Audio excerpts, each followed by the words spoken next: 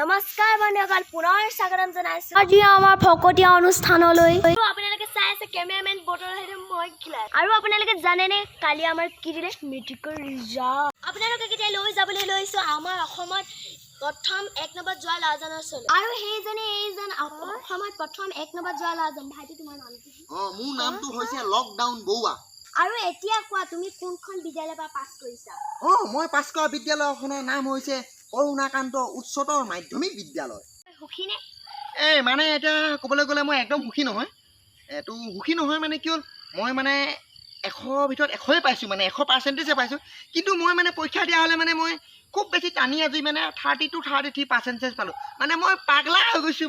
ভাইটি তুমি পৰীক্ষাত ফাৰ্ষ্ট ডিভিজন ধৰি এতিয়া তোমাৰ অনুভৱটো কি হ'ব? অনুভৱৰ কথা কি ক'ম আৰু, মানে ৰিজাল্ট দিয়া দিনত বাগৰি বাগৰি চোতালত পোৱা নাগিন ডান্সে মাৰিলে, এনেকুৱাই ফূৰ্তি। তুমি ভৱিষ্যত কি কৰিম, কি পঢ়িম বুলি ভাবিছা? মই মানে এতিয়া যিহেতু পাৰ্চেণ্টেজটো 100 পালোঁ, এতিয়া জুচ এটা থাকেতো গাত।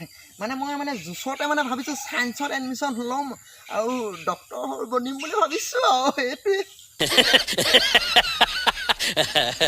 তুমি ডাক্তৰ বনিব নালাগে, মোৰ ফালৰ পৰা তোমাক উপদেশহে দিছোঁ। আৰু তুমি বেছি বহাই নক'বা। তুমি দিনে কেইঘণ্টাকৈ পঢ়িছিলা? মানে দিনে কেইঘণ্টাকৈ পঢ়াটো মানে মই ক'বলৈ গ'লে যিটো পৰীক্ষাটো নহয় বুলি গম পালোঁ মানে মই 24 ঘণ্টাই পঢ়াই নাছিলোঁ আৰু।